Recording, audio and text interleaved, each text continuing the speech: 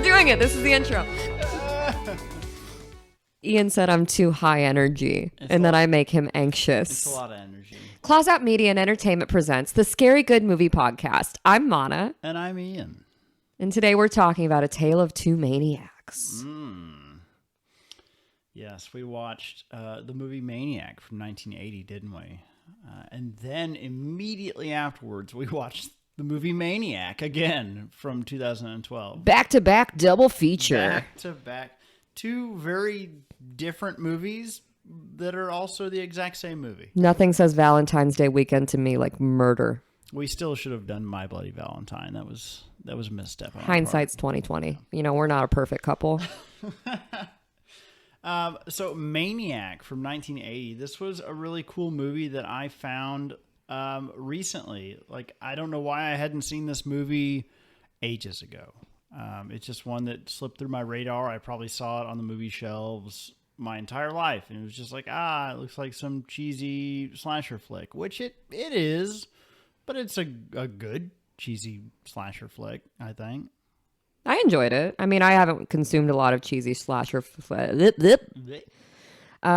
When you say movie shelves, are you referencing Blockbuster? Yes, because I'm ancient. I used to actually have to pick up a physical video cassette and take it home with me. Video cassette? What are these words you're saying? People listening to this podcast about this movie know what a video cassette is, I'm sure. What a flex. I know, right? Maniac is a great film, I think, but it's got some problems, and I think they fixed some of those You mean problems. Aside from the murder? You mean production-wise? Yeah, the production is a mess. So Joe Spinell, Frank Zito, the main character of this film, was also the screenwriter. I think when you say his name, you're supposed to actually throw a little Italian on it. Throw a little marinara on it. Joe Spinell. Nah, it sounds horrible when you say it, actually. I'm holding my fingers in such a way as to... You should approve. Joe Spinell. No, but Frank Vito. Like Frank. I meant Frank Vito. I didn't mean for you to throw marinara on the... Frank Zito. Zito. I'm so sorry. Veto me. Am I right? Yeah. I'm so wrong. Which in the 2012 remake, they nixed the last name because they did not feel that Elijah Wood could pull off being Italian. That's true. They did not reference Elijah Wood as Frank Zito. He's just Frank. He, in his turtleneck uniform to infiltrate the artistic community, he did not read as very Italian, Elijah Wood. I think he had trouble just pulling off being a Frank. He's not very believable just as being a Frank. Well, he has to break away from Frodo. So, so this is let's talk about 1980 though. For whatever reason, this was a passion project for Joe Spinell. Joe Spinell. He really wanted to make this film, and he had almost no money to make it with. This film was made for $300,000. That's money. It's some money, but for a movie, okay. When you say, but he had but no money. Let me give you an example here. So the director of this film, his name was William Lustig. He also directed such films as Maniac Cop in 1988. Another, like, really nothing horror movie. That movie had a budget of $1.5 million. Maniac Cop. Isn't that just the news? We're doing a podcast. Am I doing it right? So the funny part... Let me ask a question before you go into that. So Maniac Cop is not a sequel of any kind. It's just a different directorial project. This man just liked making movies with the name Maniac in the title. I see. We all have a thing. They have nothing to do with each other. And I've seen Maniac Cop, and I enjoyed it as well. It has Bruce Campbell in it. I like Bruce Campbell. A very young Bruce Campbell, which was great. I enjoyed it. Not the best film, but it was fun to watch. But yeah, so even that movie, which is a schlock horror movie, had tripled the budget of this film. Joe Spinell and William Lustig put in about $100,000. They pooled their money. In fact, it says that they actually had less than that. They had about $50,000 and put it in the stock market. And I guess they put it in GameStop. But like a year and a half later, they had doubled their money to $100,000, and they drew it out. They said, "Nah, we got our money now." But they still needed more. So the producer for this film actually put up the other $200,000, but his only requirement was that they put his wife as the protagonist. Was his wife the photographer character? His Is that who it was? Was the photographer. So, so like the whole reason, like she's British, it wasn't like an artistic choice. It just happened to be this guy's wife was British, and she'd done a bunch of low rent like exploitation films. And he's like, "Yeah, I'll give you $200,000 for this movie, but my wife's gonna be in it." And they said, "Oh, yeah, okay, sure." I'm having a reaction to women being used as bargaining chips. I feel like that's a valid reaction. But she was also excellent as the character she played. I didn't realize that she had a personal tie to somebody who was part of the Carolyn Monroe, the executive team. And she'd been in like a lot of movies. I mean, this was by far not her first film. But yeah, that's how they got it made. They were like, "All right, man, we'll put your wife in it. No big deal." And they just went with it. I don't think it was to the detriment of the movie. I thought she was a fine actress for the part she had. Yeah.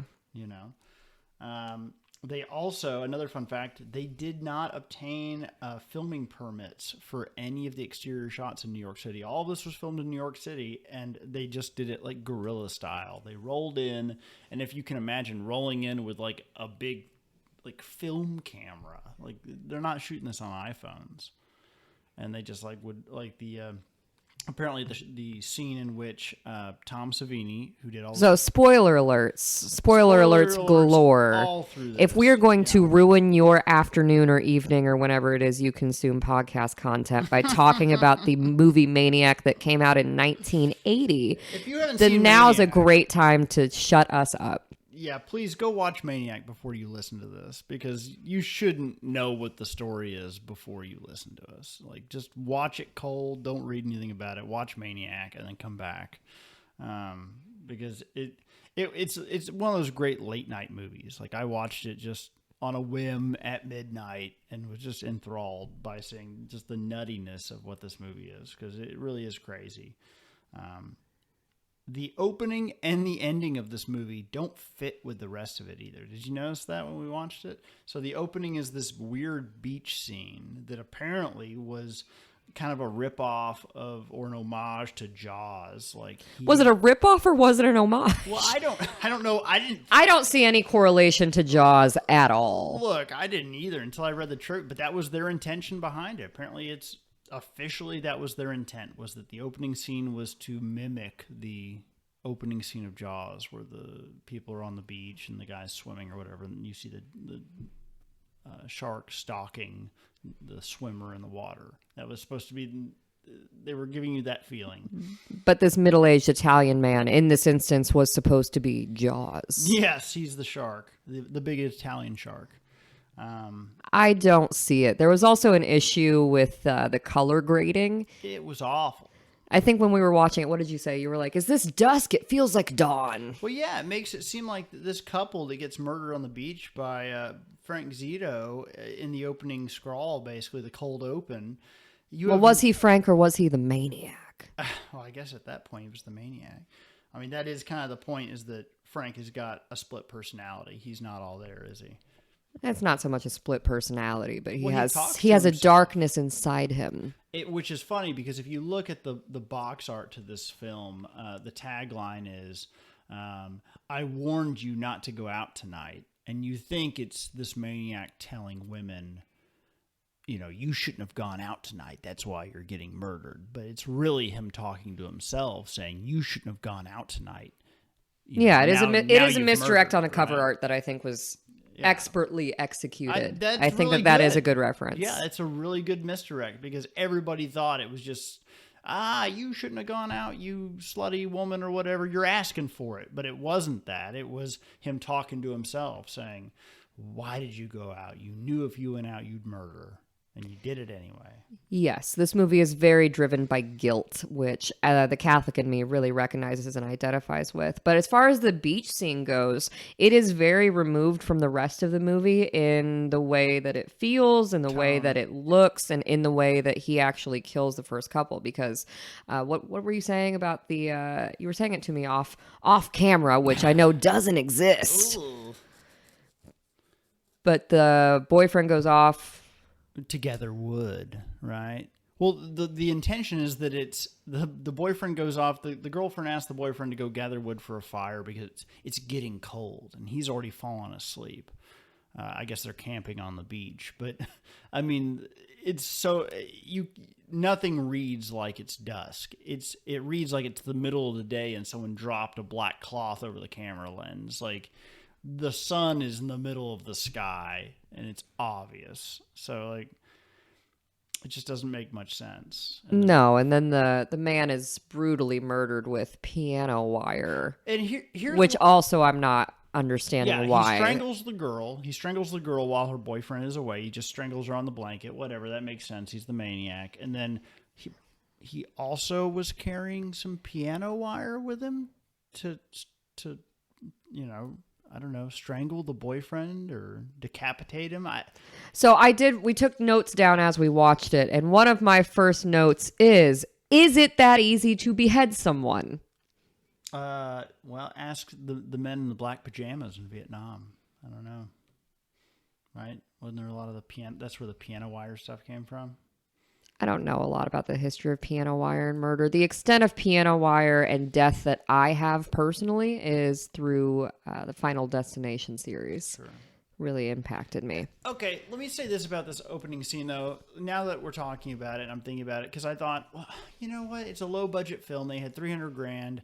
Maybe they couldn't light and use the cameras they had to record at night. But that doesn't make any sense, because there's an entire night stalking scene later on in the film with the nurse, and there's an entire night stalking scene where he kills Tom Savini with a shotgun on his date night leaving the club. So they've had two scenes where obviously they filmed in the dead of night. So why did they have to fake this beach scene that's obviously been shot in the middle of the day to look like it's at night? It just doesn't fit.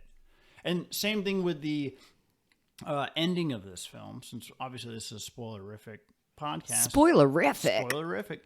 The ending scene where he's chasing the photographer through the graveyard is like a Scooby-Doo, like Dario Argento, like everything's, the graves are colorful. There's a crazy zombie mother that pulls out of the grave. Like none of that stuff fits with the like gritty, realistic. There was some inconsistency with tone. Yeah. Right? But that's it. The middle portion of the film all fits together. But the opening scene and the ending scene, well, close to the ending scene, just don't make any sense at all. Dun, dun, dun. Like he's just he's just doing this weird fast chase through the cemetery. And then when he doesn't catch her, he just like gives up. He's like, oh well, I didn't catch her. Doesn't make any sense at all. I also would like to call into play that this is a Christmas movie. Oh, yes. And nobody brings that up. Nothing online, nothing I've read. Nobody references the fact that there are like 4 Christmas references in this film. Yeah, it's not, I don't want to say overkill because that feels a little too on the nose, but it's, there are trees all over the place. It's a Christmas movie. And there's something referenced later about how this is kind of a triggering time of year for him. Well, it's triggering for all of us, isn't it? I mean, Frank has a Christmas tree in his apartment, his right? his little murder hovel. His murder hovel. He takes time out of his day to go get a Christmas tree. He's a good Catholic, right? The other thing that was funny, trivia-wise, the producer that we talked about earlier, or the director, Lastings, that produced this, to save money, and because it was his job previous to this film, all of the models that you see in this film are actually professional porn actresses.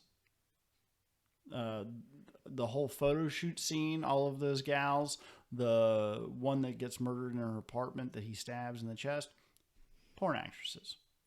Apparently, they could not get any reputable actresses to work on the film. So they just got somebody else who knows how to fake it? And the director just knew these women. And he was just like, oh, yeah, they'll come do it. No problem.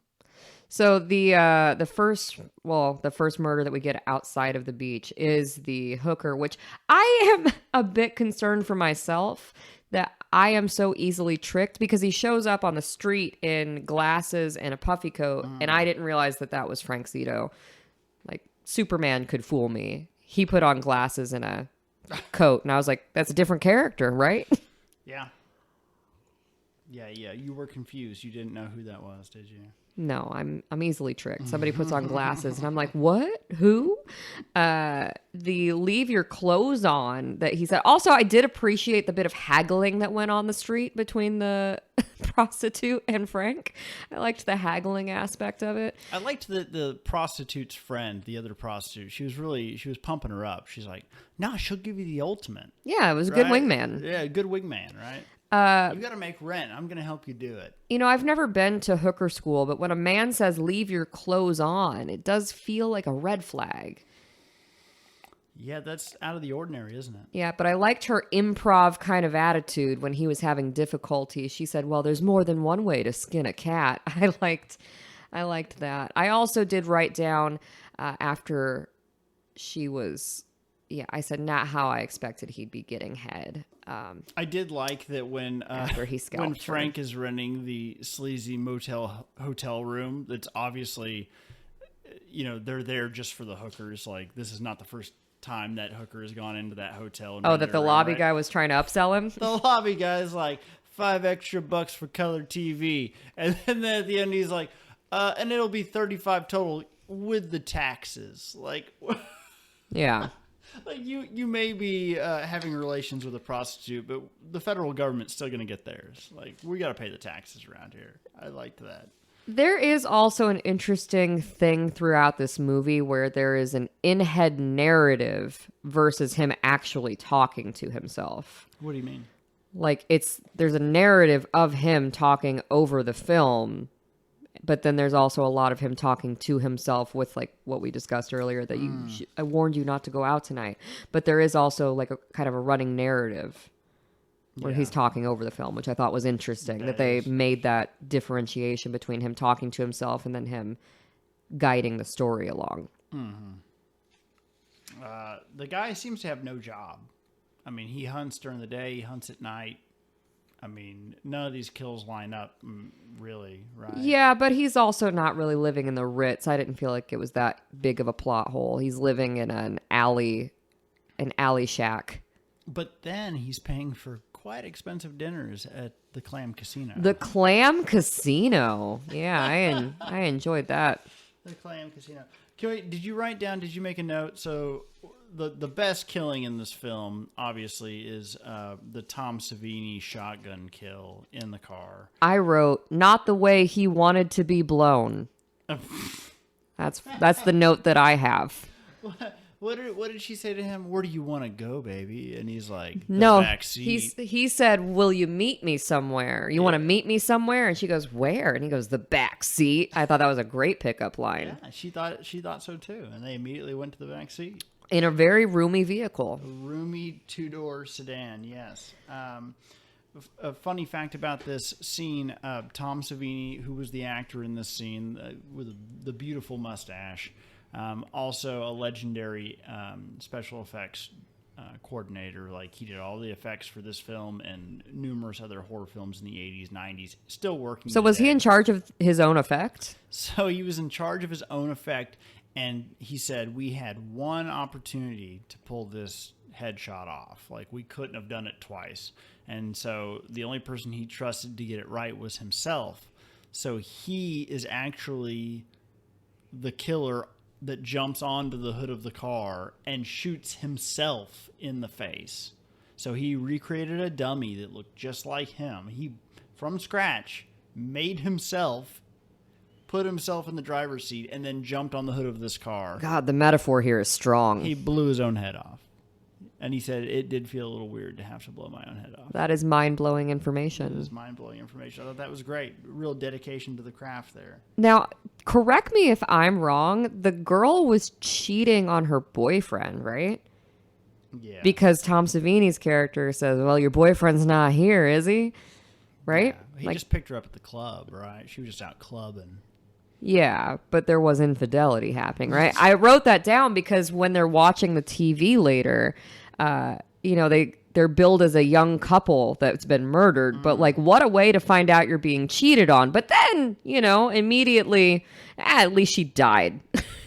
I did love that. Like, I wrote down karma/karma, Carma. I did love that. That in between each kill, Frank kind of goes back to his little murder hovel and watches himself on the news. Like he's getting off on the fact that people know who he is. Which you didn't pick I up. don't know if he's satisfied about it. I don't know. He seemed pretty enthralled. We could debate about how the character feels about it, but he certainly does notice that he's being noticed, and He's that paying attention to it. he is cognizant of the fact that he committed those crimes. You said something interesting to me when we were watching the movie about the TV scene. Oh, it was really cool. It just, obviously in 1980 on a low budget, there was no video effects to like add in a picture-in-picture to like.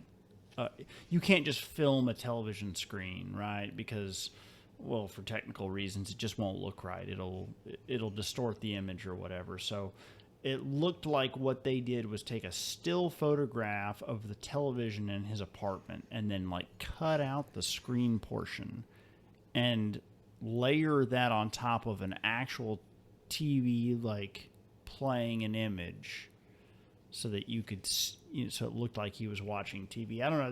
They had to work around the fact that you couldn't just shoot a television in his apartment, and it was a really cool look. Like you could tell something was off, but it also just looked really artistic. I just thought it was neat looking. It was kind of odd. Yeah, and then if we talk about the setting in his apartment, it's a real top tier crazy person vibe. A lot of candles, big fire hazard. A lot of candles, a lot of religious references, and then he also just has a wall of keys, which we could maybe suspect are trophies from his victims, or he's just nighttime janitor man. I don't know why anyone would need that kind of wall of keys. And a pirate mask. He had a pirate mask that I can't get it out of my head that he had a full pirate mask in the corner. So yeah. At first I thought the keys might have been like, this is how he gets around to stalk people, right? Like he's acquired keys to like get into the subway station, to get into the locked apartment building. Oh, that's a good theory. To whatever. He developed key this thief. craft, right? Yeah, key thief. Just got all those keys. But are all the candles? Is that like another Catholic reference? Do you think? Like Catholics are big into candles. Do you think that was kind of he was having shrines, like the whole shrining thing? I love where you're going, but I think he just doesn't have electricity. Oh, it could have been. It was the 80s. Well, I guess he did have the TV though, but also maybe the TV projection image was just in his mind. Oh, do you think perhaps it wasn't a news story at all? Maybe none of these were news stories. Maybe he's just paranoid about people noticing him. I don't really want to bring up the sequel yet, but we see a lot in the remake, not sequel, but remake with Elijah Wood. We see a lot of internalization where he's looking around and he gets the impression that everyone's watching him, right? I might be reading into it too much, but as we're discussing it, I think maybe all of these things and stories, well, maybe not, because then the nurse does reference... she's reading the paper. She's reading the paper. Right? She's reading the paper. Maybe not. Maybe we're reading too much into it. But that would be an interesting draw between the Conjecture. two Conjecture. Yeah, he stalks the nurse. Move to strike. I love the scene where he stalks the nurse because it's just so long. It's such a long stalking. It's confusing to me, though, because the nurse is concerned about this maniac stalking the streets, yet turns down a ride from her coworker. Is it that she hated the coworker so much that she was like, no, I'd actually rather risk death, which she did. Betty's a handful, right? You can't get that ride from her. Yeah, like my shift's over. We're actually not going to talk anymore. I don't want to ride in the car with you after working a double. That's right. But she did express all this concern, but then turned down a ride, which I thought was interesting. Do you think that did she flip over the paper and see the article after she'd turned down the ride? Did she turn down the ride in a naive way? And No, she turned down the ride and looked at the paper and was like, "Oh shit, I should have taken." No, because they discussed it. They did a little back and forth about, oh yeah, that guy's loose on the streets. Well, that was a bad decision. Which I initially did not understand why they were doing these news stories and linking these murders together until you mentioned, because he's using different MOs, it's different couples, it's women, it's men, it's not even just couples, and it's a different murder weapon every time. It's piano wire, it's a shotgun. I was like, how do they know that this is the same maniac murderer? And then you brought up that he's scalping all of them, and I was like, that is a pretty clear sign. But do you even see him scalp the woman on the beach? Yes. He does. Okay. Yes. Because I know he does the prostitute. Yes. He's not killing them. He's keeping them. He's keeping them. That's right. Yeah. No, that is the link between them all. Yeah, he keeps the scalps to put the hair on his mannequins at home to try to bring them to life. Which is all real BTK stuff, right? Isn't that what this is? 45 caliber killer, like in New York. It's a little bit of everybody. Yeah, a little bit of everybody. But I mean, all the news stories, all the panic in the city, and don't go out at night, and like all that kind of stuff.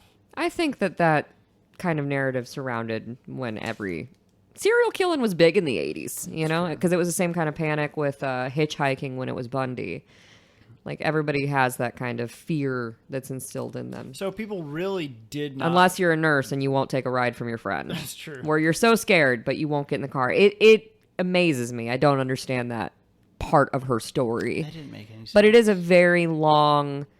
What's interesting about the nurse's scene is that she doesn't actually see him.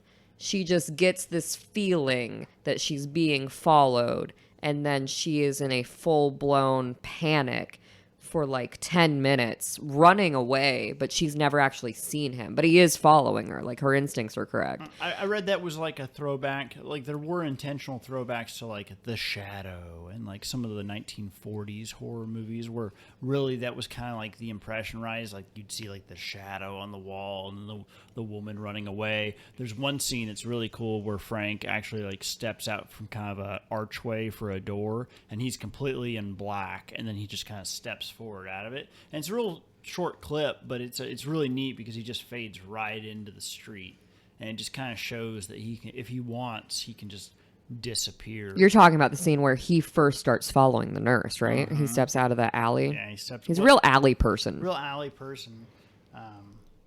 But I think he's kind of a forgettable looking person too, right? Like, he's very average looking, so like nobody really pays attention to him. He's kind of invisible, right? Yeah, well, there's also this very interesting shot I thought that they did in the bathroom where the nurse is hiding in the bathroom stall. But you can also see, you're seeing, how do I describe that? You're seeing both sides of it. The divider. The divider. You're seeing through the divider. No, that was a wonderful shot. That was cool. Where you see her and then the camera just pans left and then you're looking into the bathroom and then it pans back and it's in the stall with her, but it's one shot. Yeah, and she doesn't actually see him until she sees him in the mirror. She doesn't actually see the real him. She sees the reflection. So maybe that does play into the shadow part of it too. She gets scared of a shadow. No, I really liked that. People, though, and I think because of all the serial killers in the late 70s and early 80s, really hated this movie when it came out. Like, Siskel and Ebert panned it. Gene Siskel got to the portion in which Tom Savini blew his own head off and walked out of the theater. It's graphic. He didn't even finish the film. When I saw that, that's what hooked me into the film. I said, this is the best. Well, you're a sick person, baby. I love you. It's just very impressive. It's a very realistic scene. Like, yeah, it's grotesque, but the amazement of how they did that, like, it just really catches your attention. It's like, whoa. It puts an exclamation point on the movie. Without that scene, I think this would have been a more milquetoast killer movie. Like, that kind of really knocked it up a little bit. But anyway, they hated it. So apparently people in Hollywood were throwing white paint on the billboards when this movie came out and like covering it up. And There were all sorts of protests about it being in theaters. It was banned from a lot of theaters. Because of the level of violence, or was there something because of the distressing about the violence, story? Well, I think it's probably both. I mean, obviously, we're not in the early 80s anymore. It's kind of hard to say. But they claimed the violence. But I think because of all the serial killer stuff from less than 5 years before, kind of put a bad taste in people's mouth, and they're like, maybe you shouldn't be joking about this. Like, it's not like it's Freddy Krueger or some alien or demon or something. Like, it's a story about an average guy just going around the just city a man. murdering. Just a man, right? And I think they thought they would, there'd be imitators if people watch this film. Same thing kind of with the Silent Night, Deadly Night, right? I mean, it's silly. It's a silly movie about Santa Claus killer, but they banned it. I mean, they the Christian groups at the time got that movie kicked out of theaters. Well, fear of copycats is always a real thing. That's silly. This was the first movie also to be banished in Germany. Banished. Banished. First. That is a movie to be dramatic banished. word. This is their language. That is an not mine. Amish Dwight Schrute kind of word. Banished. Banished. Shunned. This movie was banished to be shown or possessed in Germany in 1980, and they did not lift that ruling in a court. This went to a court of law. This was a rule that was not lifted until 2019. 2019? 19. And Germany banned it because of the level of violence. Yeah. As we know, there's been no violence in Germany. Almost 30 years this movie was banned to be seen in Germany. That's wow. Wild, right? I mean, it's crazy. I don't get such a visceral reaction from this film. Like, I'm not sure why it had such an extreme response politically. Not much going on in the 80s. I don't know. I mean, I wasn't alive yet. I really loved the photographer's apartment, if we can talk about that. That incredible, like, high-rise apartment with exposed brick. First of all, let's talk about identity. Oh, wait, no, theft. she didn't have exposed brick. That was the second movie. I'm confusing. Oh, no. She had This man, it just the variety walks of around art. the park. This photographer is just taking pictures in the park, minding her own business, leaves her camera bag by a tree. This psychopath, maniac, just walks over and looks at her name tag and just knows where she lives. Like, she wrote all of her information on a luggage tag. Well, that's what you did back in the day. Sure. More importantly, she was wearing a fabulous leopard print coat that I would look amazing in. Certainly. Thank you. In the scene, we get another lovely misdirect where Frank Zito stops a child on a bicycle, and you think, oh no, is he going to mess with a kid? And really, he has no intention of messing with the kid, but they make you think that he's going to. Well, you don't know. He does stop the kid on the bicycle, and the only reason that he doesn't do anything is because he's distracted by having his photograph taken, because he is so hyper aware of being noticed by people. He's so paranoid that when his photo was taken, it became a whole thing, and it was a whole sideline that he went and immediately found her luggage tag. But then just shows up at her apartment, and she Well, just not lets him just in. then, though, right? Because the nurse was in between. Well, the nurse was in between, but I mean, like, without... He went out night stalking first, and then casually dropped by and said, "Hey, I'm Frank Zito. You took my picture." She doesn't even question how he knows where she lives. No. She just lets him in and starts talking about her own career, because that's what artists love. We love to talk about us. Yeah. Her apartment, what an amalgamation of different kinds of art, right? They have like Whistler's mother up on the wall, and also, what was it you noticed? You made me rewind the film. I did make you rewind the film because there is this photo of a woman with a thong, but it's a Christmas bow, because again, it's a Christmas movie. So it's just this big red Christmas bow. Yeah. I want to know, she also had a pot-bellied, like, wood-burning stove. Yes. That's why I thought there was exposed brick. There was the stove. In a high-rise building in New York City. Is that, like, something that really exists? Are people wood-burning in the middle of New York in 1980? I mean, this is not 1880. This is 1980. I mean... It's aesthetic, baby. It's aesthetic. Do you think it wasn't functional? You think it was just there for looks? I don't know, but she did have an impressive amount of art on her walls, and she did have this amazing willingness to just let this man into her apartment and then take her out to dinner at the Clam Casino. In New Jersey. He took her across state lines. Yeah. Wow. And that is the point where we realize that this woman in particular is someone who actually looks like his mother. He pulls out the old photograph of his mother, and we get a little bit of exposition on how she died horrifically in this car crash when he was young. Which you were really shocked that somebody would carry around a picture in their jacket. Yeah, it's weird. He pulls out his wallet, and he's got just an old picture of his hot mom. He's talking about how attractive she is and, saying, you look like her. It's a weird move. I guess. I mean, it's equally as weird as showing up to a woman's apartment unannounced. So the tone is the same. Like, there's nothing surprising about it. But, like, for him, for the character, it's not surprising. In general, in the real world, it's a little strange. It's what we call a red flag. Oh, I don't know. You have a cell phone with 1,000 pictures in it. I think back in the day, remember people used to flip out their wallets and they had all those, like, clear slots, and you'd have all the... It's weird to be on a date with a sizes. woman and be like, you look like my hot dead mom. Here's a picture of her to prove it. Yeah, that's weird. Thank you. She didn't seem fazed by it at all. No, she was unfazed by absolutely everything. Do you think it was just because she was enjoying the attention? And the clams. The clams. I mean, she had no problem hopping in his car and going to the Clam Casino. I mean, do you think it was just that she didn't mind somebody spending money on her? I can't fathom why she just decided that, yeah, I'll go on a date Just to with you. move the story forward, I guess. And To, then- maybe we were supposed to believe that he was a bit more charming. Maybe we can't see the charisma because we had the prior information of him being this Yeah, 'cause he degenerate kinda serial waxes on killer. about art and how he's an artist and stuff. Yeah, he's a bit charismatic. It's just, it's not very long and drawn out enough for us to see it.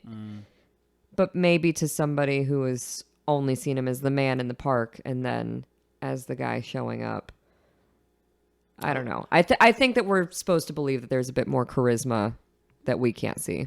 They were sipping espresso. I noticed the little cups. They were eating their pie and drinking from little espresso cups. Yes, very posh, very artistic. Yeah.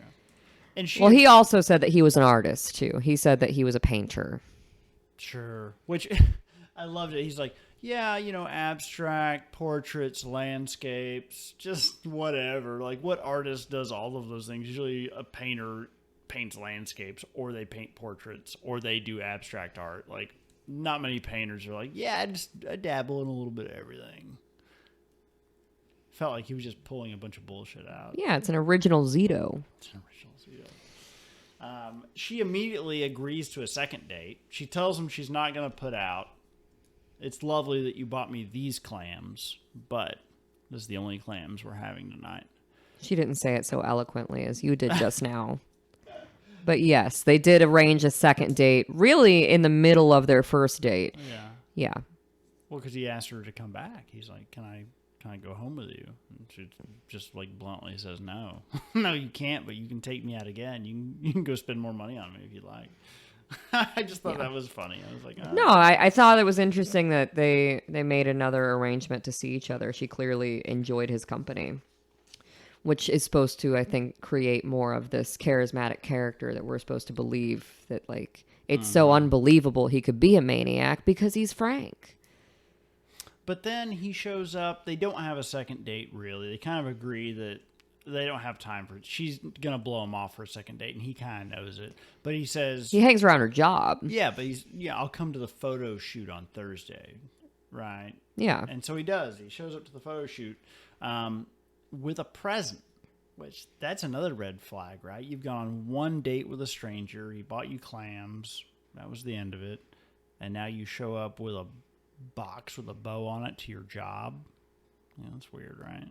I mean, coming from you bought me crab legs, and then, you brought me, what was it, season 10 of Curb Your Enthusiasm as a gift. So Did I Frank Zito you? you Zito'd me. You've been Zito'd. I've been Zito'd. Yeah. I hope it works out better for me than for her, certainly. You haven't taken me into any graveyards yet. She did survive. She did. Spoiler alert. She did survive.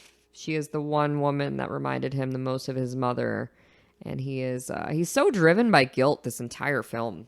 I wonder if she survived us having the knowledge. I wonder if she survived because she was the producer's wife. I think it was just part of the storyline that she reminded him so much of his mother, and he was very distracted by he was so distracted by all of the guilt. His mother literally comes out of the grave to haunt him. And she escapes. True. I thought that was so out of place too. But she also, the photographer was not his type. Like, he was taking her out to wine and dine her, and he was interested in her because she looked like his mom, but like the rest of his type was really this blonde woman. Yeah, it doesn't make any sense, does it? It's weird. It kind of falls apart there. I don't really understand that. Same thing with, so then he's hanging out at the photo shoot, and he kind of steals a trinket, a necklace from one of the models he's ogling. Like, he's just sitting awkwardly on his couch watching this photo shoot. And he, like, I don't even know how he realized where the actress lived or where the model lived. I don't know. He might have asked somebody and said, hey, I have to return this to her. Yeah, I guess so. Using the necklace as a vehicle to get to her place. He schmoozed his way into it, right? Because he's so charismatic. He's Frank Zito. He's a painter of all kinds. Yeah. I did love the little motion, which apparently is another nod to an older film when the model answers the door for him, and he kind of slips his hand around and like pokes the lock in. Or yeah, whatever. did he poke it or did he tape it so that the door wouldn't actually lock? I right? think there's like a button. Like, okay, it's an old style lock. We're probably just not familiar with them, but I think there's like a button you can press to hold the lock in or something. Like it recycles the lock. But apparently that is like a verbatim scene from an early 50s like noir film where like a detective does that to enter a room later or something. So like that's kind of a direct homage to another film that we're just kind of too far removed from. I thought it was interesting that he did that and he came back with a mask on only to then remove the mask and do everything to her face to face. Like, he came in like he was a burglar. And he had this ski mask on, but then the entire situation changed. Which, by the way, can we talk about this woman's apartment? Huge. So many rooms. Huge. Rooms. Must have been a millionaire. Crystal doorknobs. Yeah. Surely not a millionaire. The subway tile in her bathroom was filthy. Pornography must have been paying well back in the day. She was not a pornographer. She was she was a model getting paid $100 an hour for this photo shoot, which was just... This movie's very focused on gig work. Like, it's photographers, it's painters / maniacs, it's prostitutes. If it was more realistic, she would have been living in the same shoebox like he was living in, right? I don't know. It was a very impressive apartment to me. And I think it was very weird that he did the ski mask thing only to then take it back off and do everything face to face and tie her up. And then that was where we get the line, I'm not going to kill you, I'm going to keep you. Ugh. Ugh. Ugh. Apparently that was the first scene filmed. Imagine starting off a movie that way.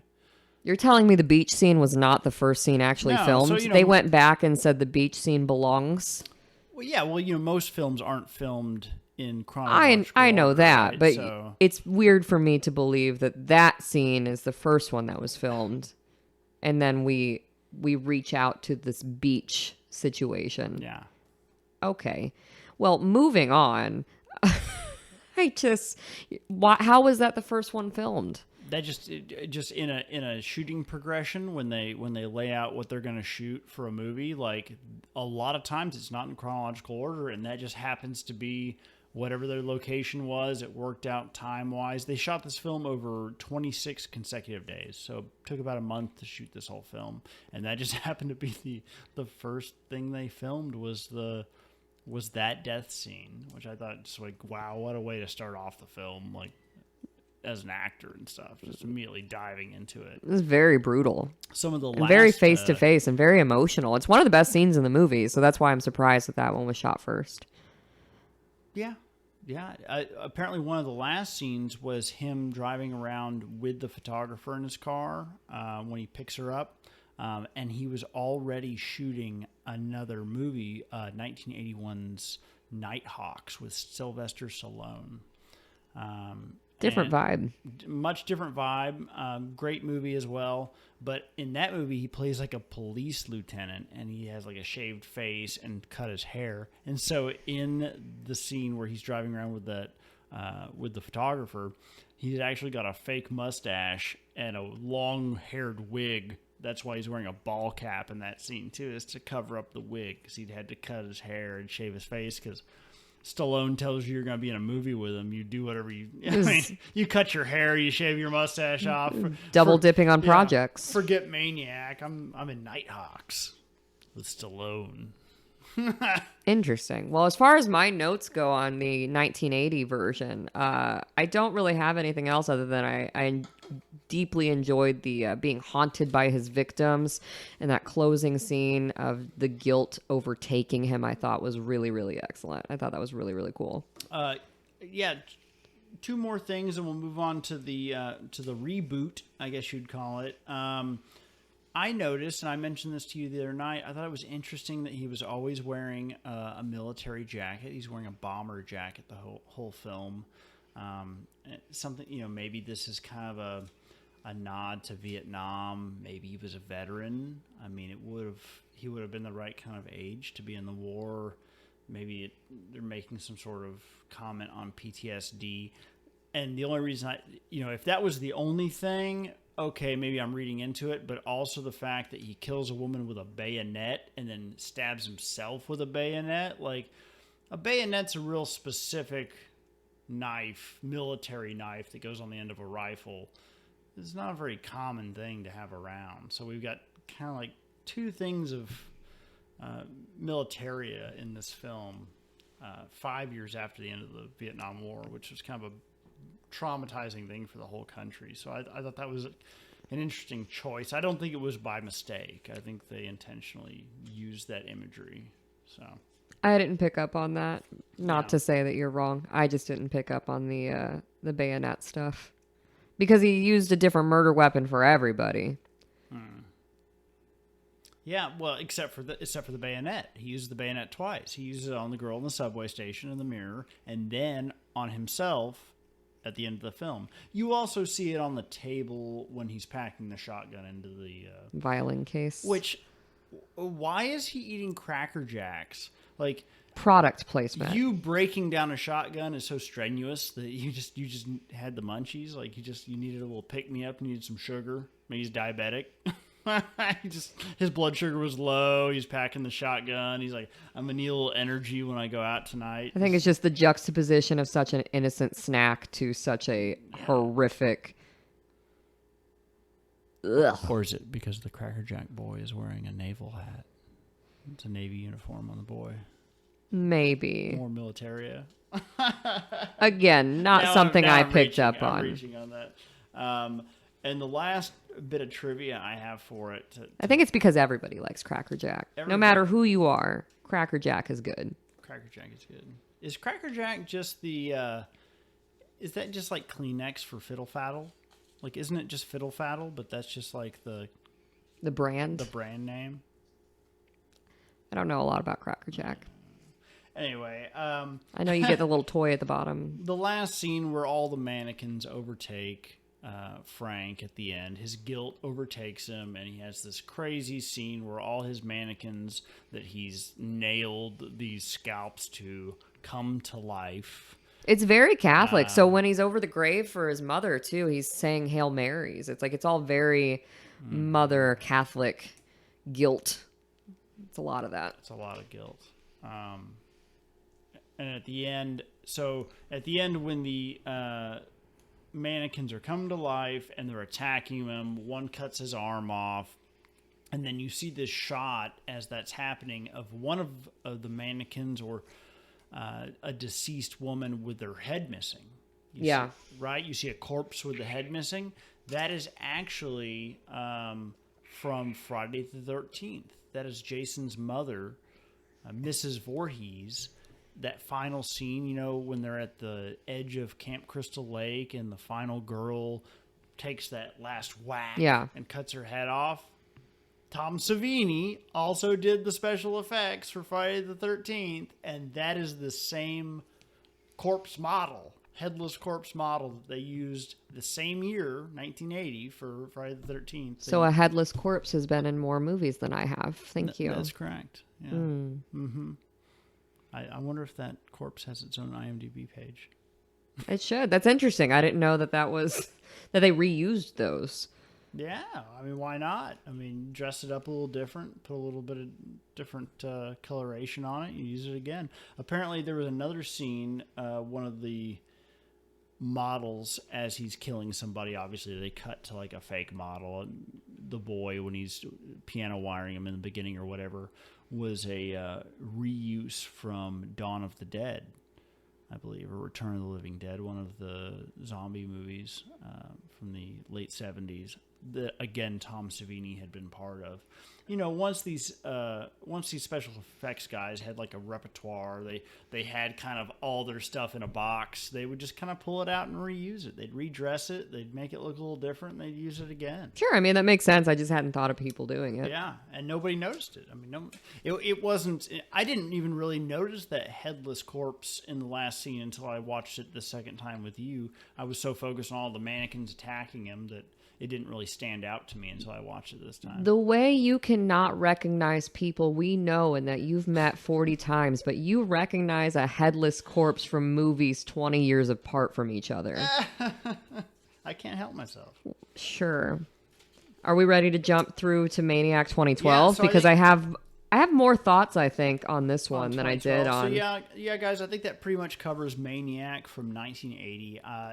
Did you like this movie? I did. I liked it. It was good. I wouldn't have picked it out myself necessarily, but I enjoyed having that as a reference point to watch the reboot, which I did enjoy more. And definitely, I would say if anybody hasn't seen either one of these movies, watch the first one and then watch the second one, right? Because the way we watched them, I wish that I had gone in cold. Because I had seen this one other time, but I wish I had just gone in cold, watched this, and then watched the 2012 one. You wish you were me. I wish I was you. I had never even heard of the 2012 one. I had no idea it existed. And you seem to remember it coming out. I do remember it coming out. There were a lot of articles and people talking about the way it was shot because it was all POV. That's actually why I put off watching it for so long, because I thought that I might not enjoy it. Like the extent of my POV experience is from like those old college humor videos. Sure. I know you thought I was going to say porn. But yeah, that's why I thought you were. No, college humor. I'm going to heaven. Absolutely. I don't watch porn. So in Maniac 2012, sorry, a lot of pages said 2013, but it's actually 2012, right? Yeah, I mean, I'm with you. It seemed as though I saw 2013 all over the place, and then when we started talking about it and I went back, everything said 2012, so I don't know if that's just the algorithm fucking with us or what it is, but, 2011 to 2013, somewhere in there, this movie was made. This had to be a passion project. There's no way around it. These people had to have loved the first film, because we've seen so many remakes of classic horror movies that we love, like Friday the 13th, Nightmare on Elm Street, Evil Dead, all these things. And what even recently, Chucky, how many times have they redone Chucky? Child's Play. None of these things have... Halloween, Rob Zombie's Halloween. Oh my God. I mean, terrible stuff. This was a great retelling of the story, because I feel like the people really liked the first film and they took what they liked from it and they added what they felt it was missing. Yes, and I will say that as a standalone movie, Maniac 2012, it doesn't do much for me, but having watched it immediately following 1980, I had a strong reaction to it because I had an appreciation for what they were doing. But if I had just watched Maniac 2012 on its own, like, I don't think this story is breaking new ground. However, watching it with the 1980 reference, I did enjoy it. I liked all the stylistic stuff.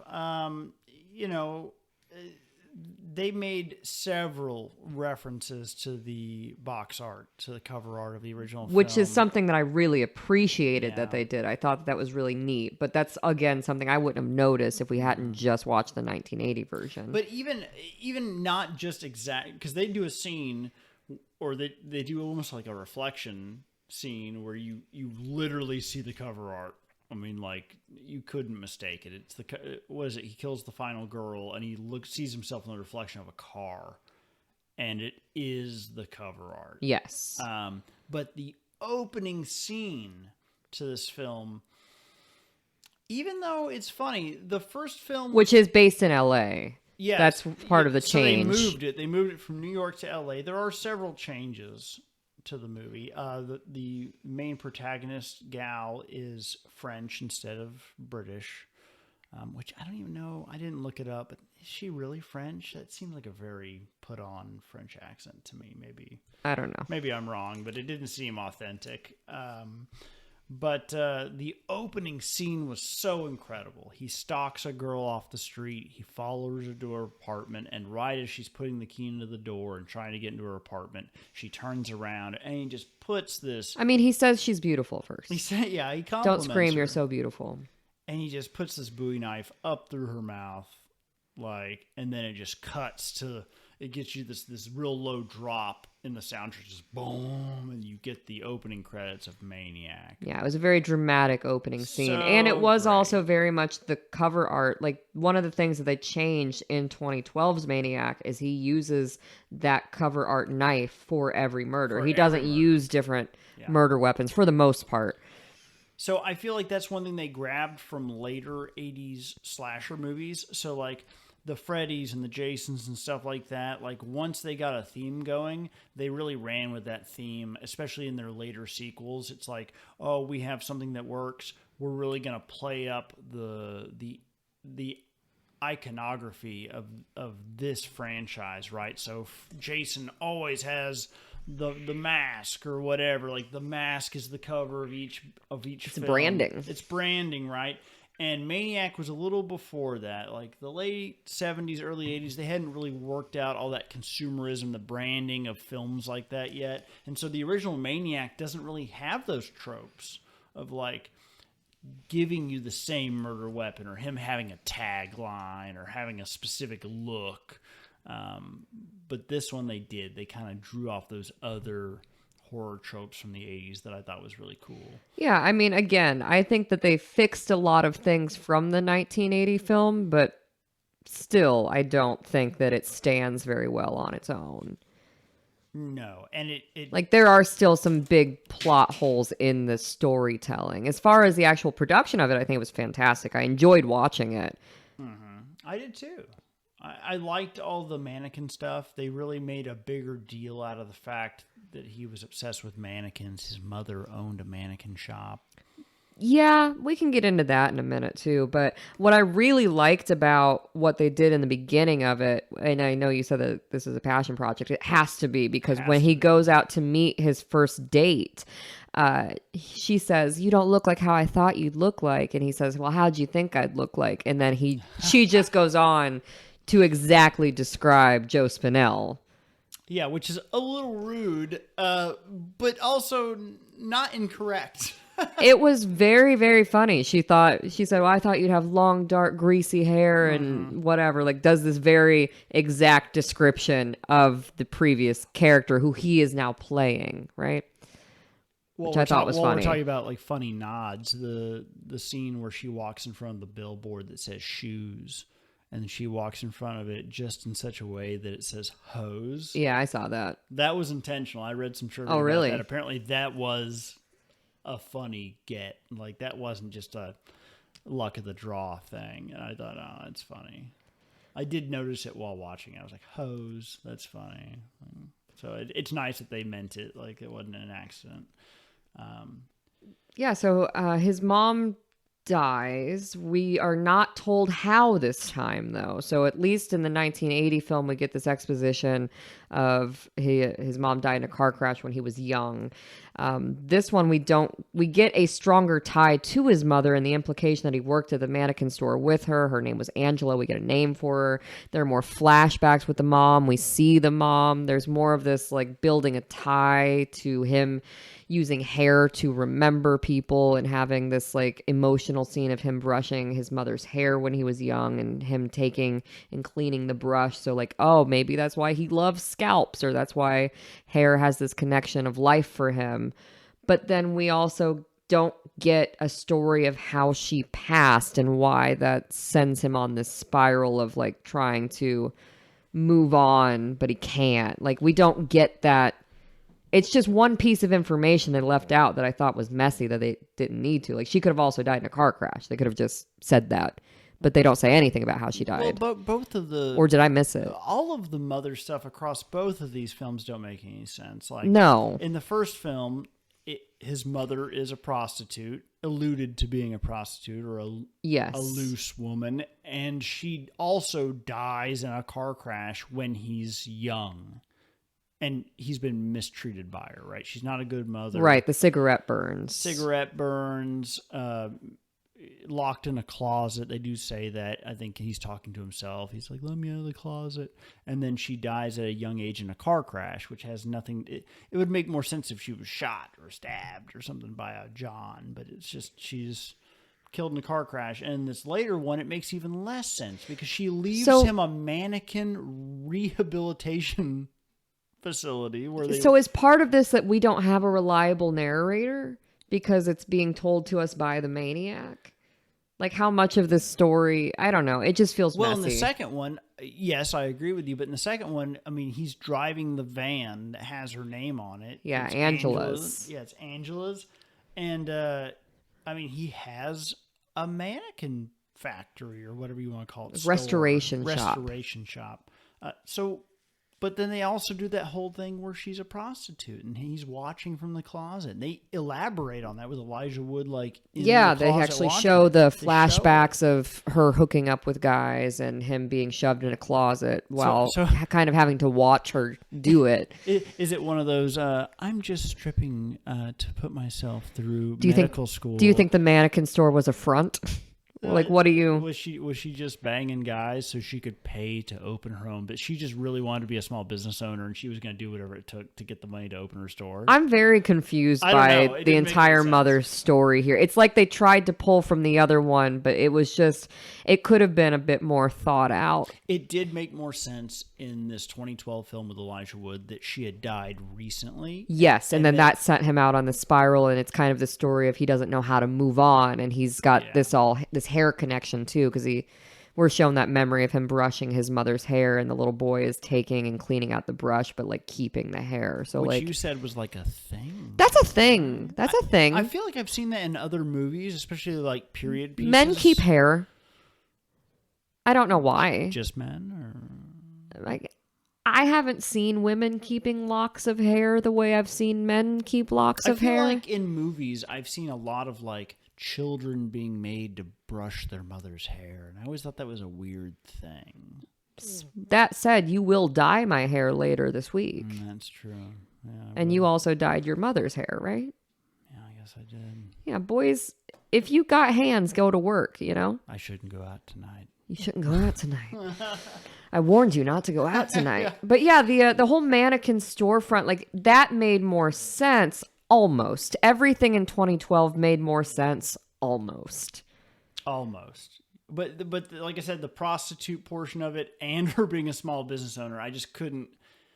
And why was she into mannequins? Was it just a family business? It's a miss, but barely. Yeah. Like, it is, again, it's a lot better than the 1980 version. And when you watch the first one, you have more appreciation for the things that they did fill up in here, like the scalp thing and like having an attachment to hair and that being something he emotionally has. Like, let's talk about it. So I think, obviously, would never say a bad thing about Tom Savini. Tom Savini's special effects in the 80s are so gruesome. I'm sensing a man crush on Tom Savini. Tom Savini is amazing. Like, we are going to talk about him a lot on this podcast because he's done some of the best work in horror. Like, he's just one of the best. But and the shotgun scene specifically in the first one is like a high watermark. We also saw you watch The Prowler with me. He did all the special effects in the movie The Prowler, which not as good a movie, I don't feel, but the special effects were still great. In this new 2012 film, when we're in an era of a lot of digital effects, and usually they don't kind of have the same visceral reaction because we can kind of see through them. They don't have the kind of same feeling as the old school, like throw the red paint on everything. But what was it, the last kill Elijah does in this film? The scalping. I turned away from it. It was so intense. It was so graphic. I mean, I can watch a lot of things. I turned my face entirely away and said, tell me when it's over. It was something to behold. I mean, I watched a lot of scalpings in the 1980 version, and then in every scalping leading up to that last one. Yeah. And I turned away from it. It was so much. It was a lot. She was still alive. And yet, that being said, the most offensive thing in this movie, to me, is that it was not a Christmas movie. Oh, they don't reference Christmas? No Christmas. And no Catholicism. No Christmas, no Catholicism. But he's also not Italian in this movie, so maybe the Italian Catholic thing was more of that original Frank Zito character. And then when it comes to Frank, he's an agnostic artist kid. He's wearing a lot of turtlenecks, infiltrating the night art scene with his photographer fixation person. Well, they're in L.A. too, and they're in L.A. Yes, so where there's no religion. There's no God there. There's no God there. Yeah. Godless heathens. One thing that I noticed that they did that I really, really did like is they brought the bugs into it, like the scalps. The scalps weren't just allowed to be these fantastical things that he had imagined them to be. Like he had raid in his room, and because the things were rotting and they're breeding like these maggot flies. So I wrote down, like, I really liked that the bugs breeding kills the fantasy because it is empirical evidence of rot and decay. I really liked that imagery that they brought into this. I thought that was a good choice of like not letting these things not rot. See, again, so they put so much thought into this film. Just to have a messy mother plot line. It's irritating to me that they put so much of these little things in just to not fix the one big plot hole. Here's a little idea, though. What if, because, we see a lot in this film. Conjecture. A lot of conjecture. We see a lot in this film, kind of some blurry, like, Maniac. I call it Maniac vision, right? Yeah, the blurred edges. It's like a vignette. And he's talking about having migraines or whatever. And we could just chalk that up to him having severe mental issues, right? He's got some sort of problem. But being what you just said, what if him spraying all this Raid? What if he's poisoning himself with the Raid?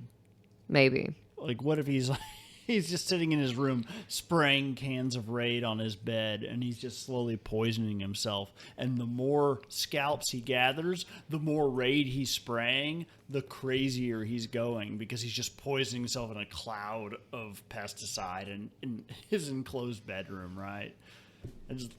If we're gonna go so far as to make it realistic by spraying the Raid on the scalps, maybe he's also like huffing too much of the Raid, man. Maybe.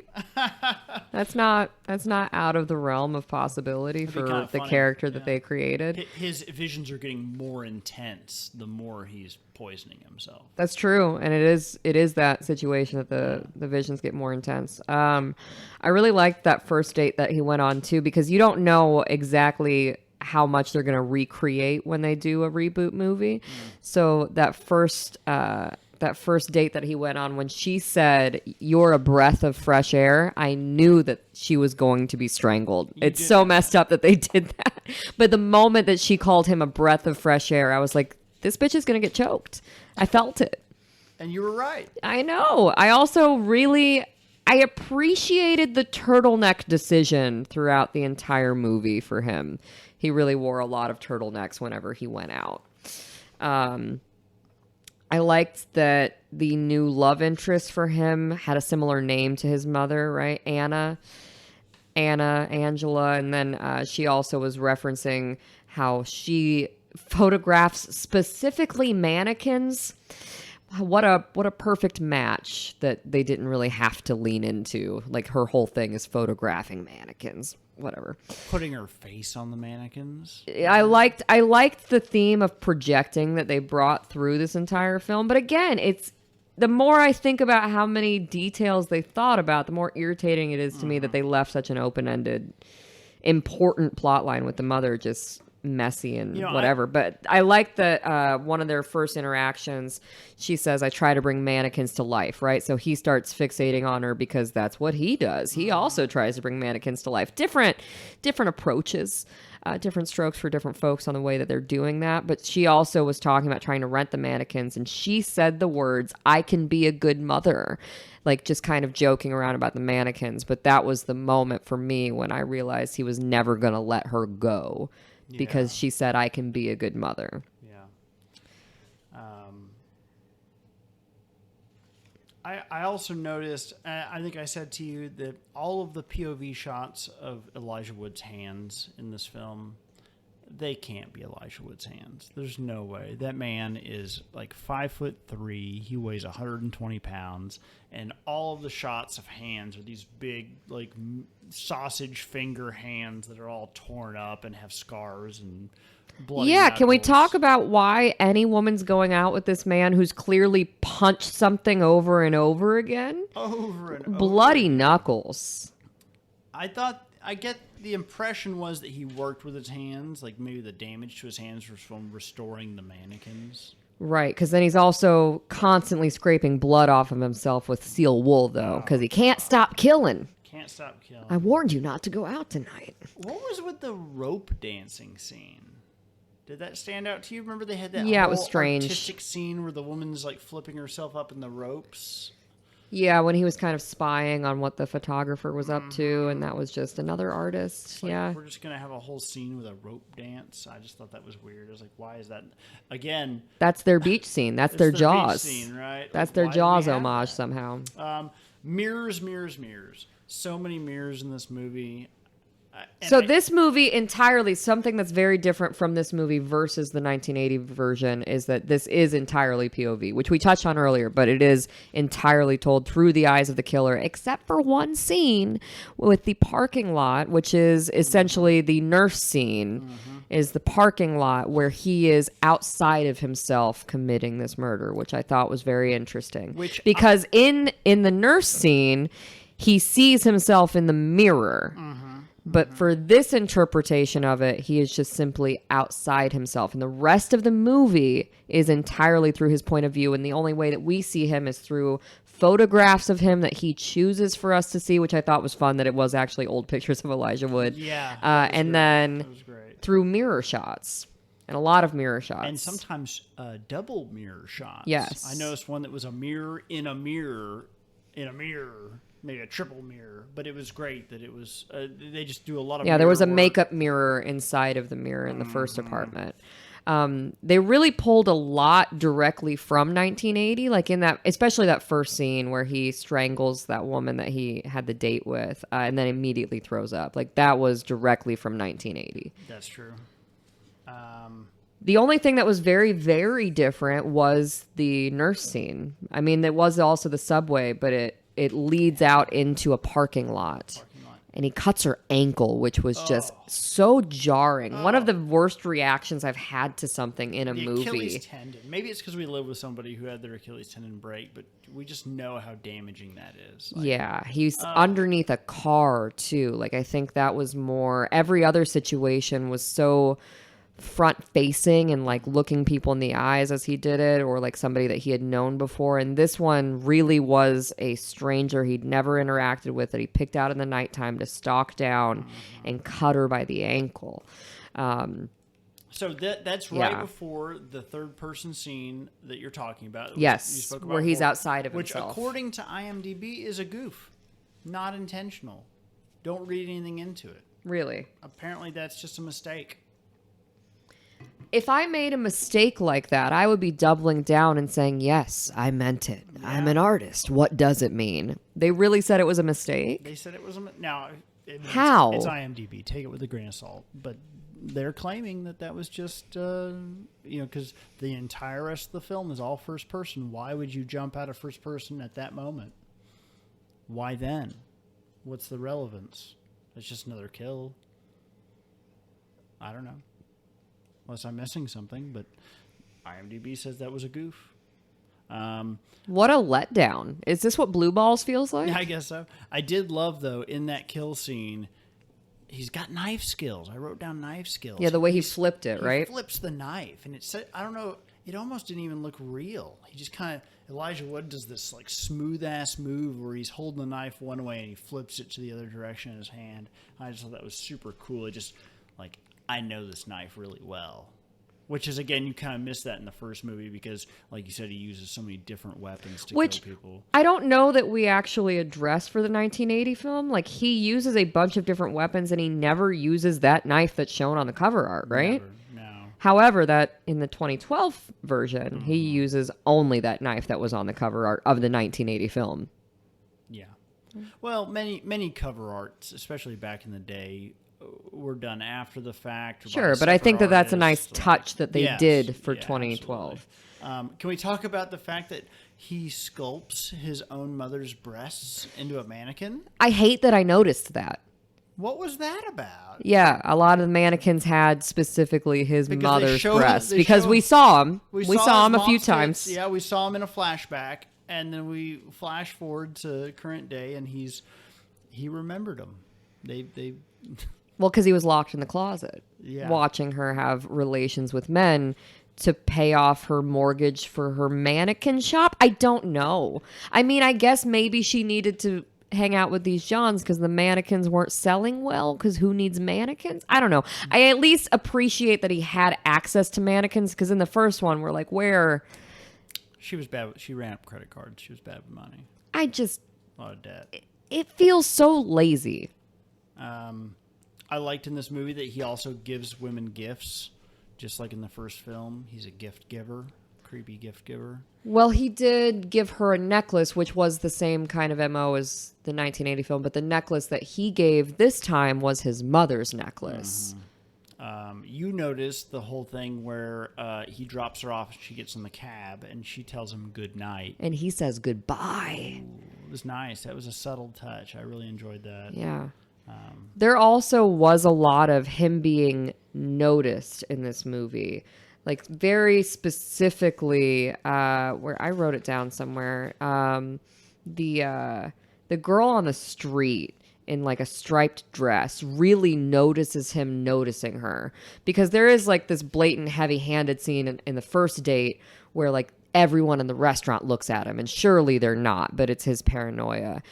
But there are some instances where you do think that people are actually noticing him because he's a creepy lurker. Was the Ave Maria in this one? Yes.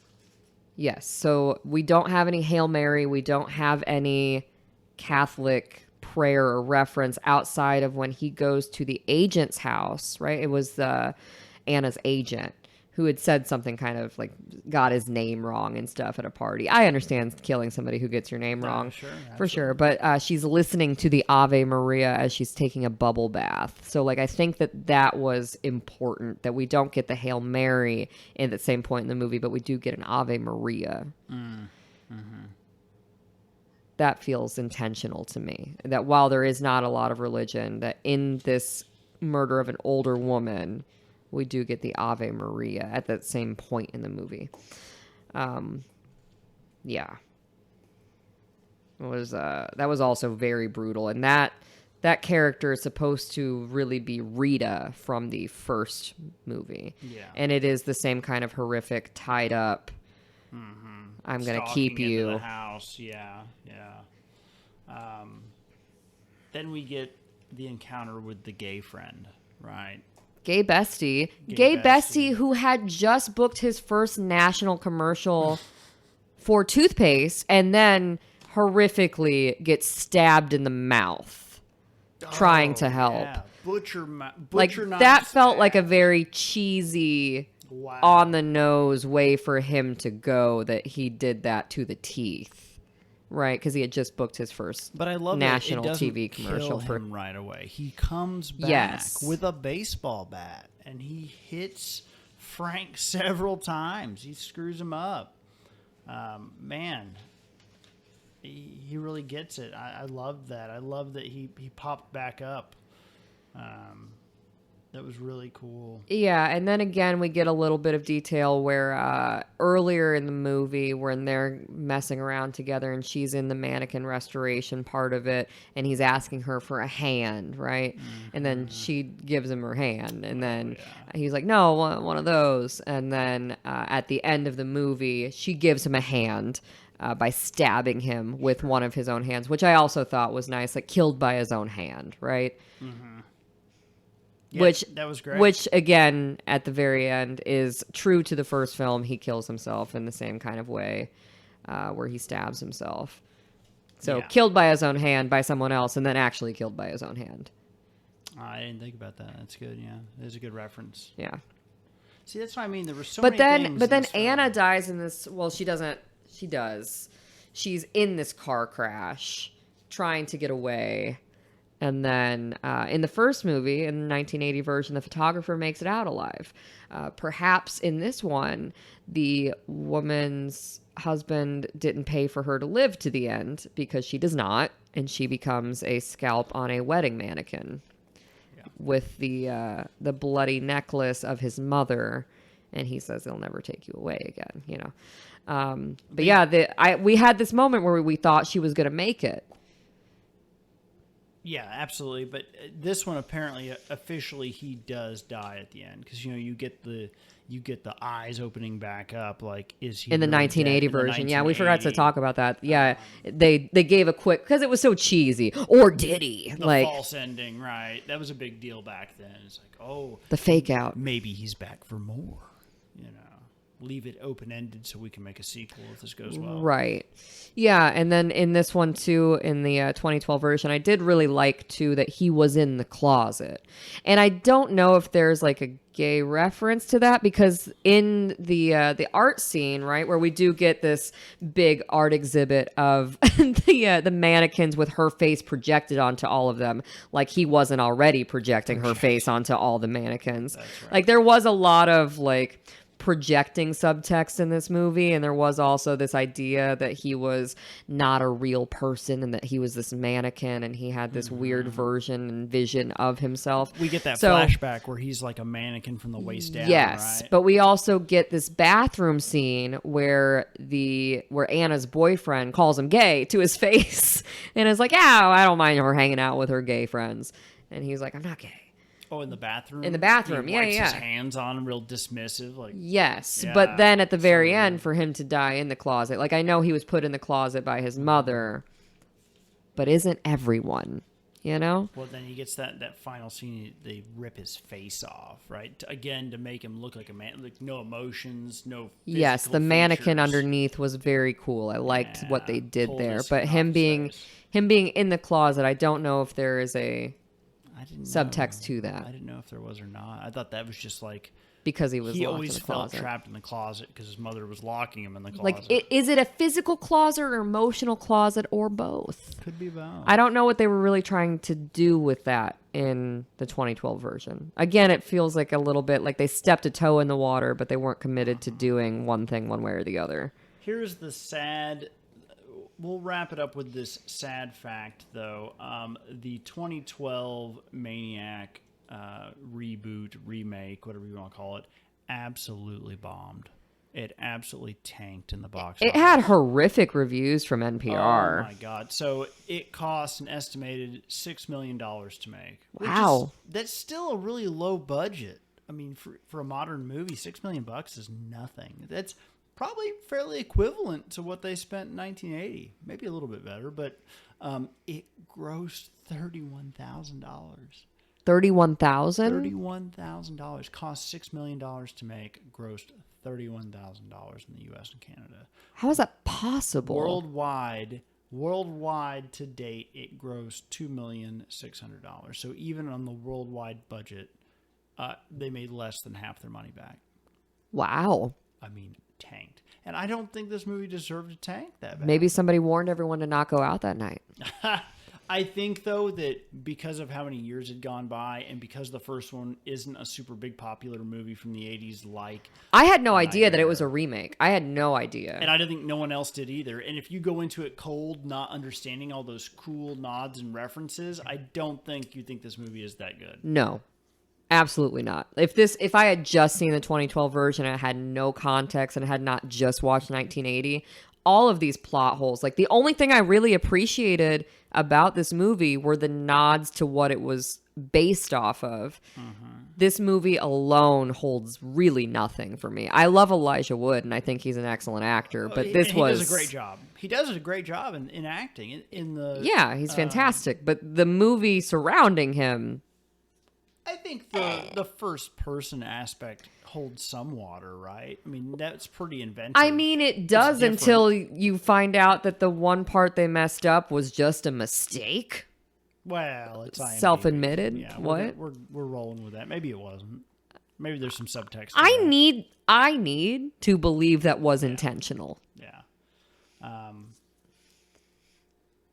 Yeah, I mean, super gory. I mean, it had some really great special effects. Elijah Wood's acting is great. Apparently, most of his dialogue was ADR'd. He said that he really built the character after they filmed it. He said, you don't really see my face anyway.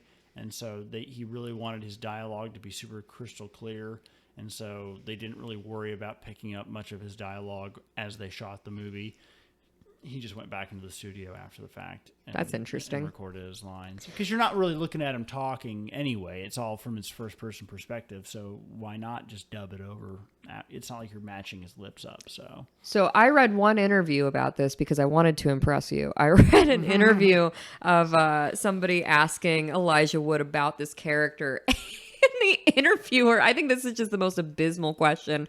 She goes, how did you relate to this character? And Elijah Wood simply says, well, I didn't. What are you supposed to say? It's like when they ask Glenn Howerton, like, how much like Dennis are you? None. Not at all. Like, what are you supposed to say? I'm not a psychopath. I'm an actor. What? Why don't you ask me how it felt when I threw the ring into Mordor? Right? Sure. Like, how did you relate to Frodo? Are your feet How really close hairy? was Maniac to Lord of the Rings series ending? 2012 versus. Yeah, I don't know the exact year, but I think they started. Like, was this him breaking away from being Hannah Montana? Like, is this the Miley Hannah break? A little bit, but they started actually I'm going to get the years slightly wrong, but they started filming Lord of the Rings, and I believe it was 98, 99, and they actually filmed them all back to back. So they spent like 3 years filming. So it was like 98, 99, 2000. And I think the first one came out late 2000, early 2001. And then like 2002 and 2003 for the other two movies respectively. Okay. So by 2005, he was free. He was free. Sorry, I don't want to do a disservice to the Maniac movies by talking about Lord of the Rings, Sure. But yeah, I can't bring up Elijah Wood without asking about Lord of the Rings. I knew Elijah Wood had popped up in a lot of stuff, but like just in researching this a little bit, he had done so many obscure low-budget films between the end of Lord of the Rings and this movie. I mean, like 25, like a lot of stuff. Like he was just doing anything that anyone wanted him to do. And God bless him. I mean, just do what you feel. But I think my favorite Elijah Wood related story is Daniel Radcliffe had somebody ask him for his autograph, and they gave him a headshot of Elijah Wood. That's great. And he just signed it and said, I am not Elijah Wood, Daniel Radcliffe. Like, what I wouldn't give to have that photo. Can we not get a buddy cop film with Elijah Wood and Daniel Radcliffe? Can we not? I mean, that would be amazing. I think that would be the best. They should do something together. Two guys from two giant franchises that have such... The simulation would finally collapse. Yeah. And they're so distinct. Like, nobody really mistakes them for some other actor. Like, they stand out. Sure. Yeah, so we could do a buddy cop movie with Daniel Radcliffe and Elijah Wood and also Aaron Paul and Tom Felton all in the same movie. Everybody switches roles halfway through and no one notices. Nobody notices. It's all in the eyes. Yeah, and then we've got side characters of Jesse Eisenberg and Michael Cera. I love this movie that we're creating. As far as Maniacs go, I enjoyed the 1981 and I enjoyed 2012 for what it was and what it was trying to do. I just think it was a miss. Obviously, everyone else thought it was a miss as well, since they didn't even make half their money back. Wow, such a miss. Yeah, a real big miss. But they did some really cool things that paid tribute to the original. There just was this lack of storytelling to the audience that there was an original in what this movie was. Because, I mean, I knew about it. I knew the POV thing was cool, but I didn't know anything else about it. I literally did not know it was a remake of a movie until I said, hey, we should watch Maniac last night. And you said, yeah, we'll watch the original one. And I didn't know. Yeah, you didn't know there was an original one. Yeah. Well, I think that's a shame. I think it should have gotten more fanfare for the effort put into the homage that it really was. Like, that's where it really stood out, was being an homage. Yeah. Did you think it was scary good? I did not feel that it was scary good. Either one, 80 or 12? I will say what is scary good from 80. There is one scene that is scary good. The movie as a whole, I would not qualify scary good, but the final ending scene of all the mannequins coming to life and like the metaphor of his guilt manifesting and overtaking him and haunting him, I think that was very scary good. Yeah, I agree. So I would say watch them back to back. Yeah, was it scary? Was it good? Sure. Yeah, definitely something I'd say watch once, enjoy, but probably not something I'm going to revisit every year. I'm glad I've seen them, but do they need to live on my shelf? Maybe not. Yeah. Well, I'm Monna. And I'm Ian. And you can follow us at Scary Good Movie Podcast on Instagram and Twitter.